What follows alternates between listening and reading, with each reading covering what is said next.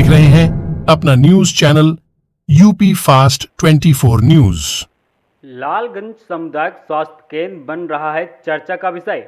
लालगंज वो सामुदायिक स्वास्थ्य केंद्र है जहां पर कई बार लाखों की कीमती दवाइयां जलाई गई हैं।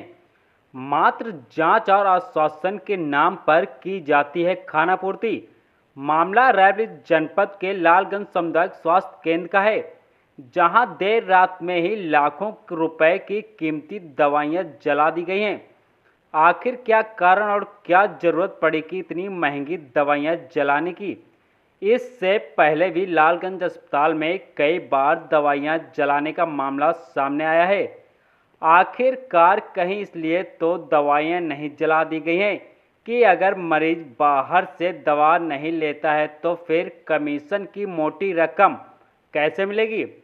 रात के अंधेरे में जैसे ही दवाइयां जलाने का मामला रमेश बहादुर सिंह को पता चला, वैसे ही रमेश बहादुर सिंह अस्पताल परिसर में पहुंचकर दवाइयों को बुझाकर कब्जे में लिया। वहीं अस्पताल परिसर में जब मीडिया कर्मी ने डॉक्टर से जानकारी लेनी चाहिए तो डॉक्टरों ने उल्टा ही पत्रकारों को एफआईआर दर्ज कराकर जेल भेजने की धमकी देने लगे। इससे तो ये अंदाजा लगाया जा सकता है कि दवाइयां जलाने की जानकारी ऊपर तक थी।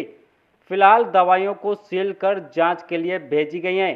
अब देखना यह होगा कि सीएमओ साहब इस पर कार्रवाई करते हैं या आश्वासन के नाम पर ही ऐसे खेल चलता रहेगा। लालगंज रायबरेली से ललित दीक्षित की खास रिपोर्ट।